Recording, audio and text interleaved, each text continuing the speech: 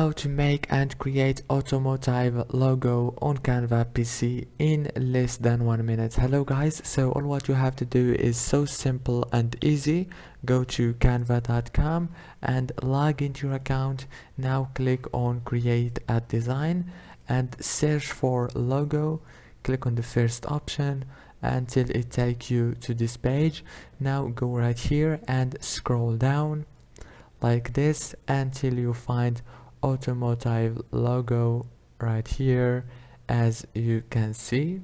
Now click on see all and choose a template. For example, let's choose this one, and you can edit the text like this.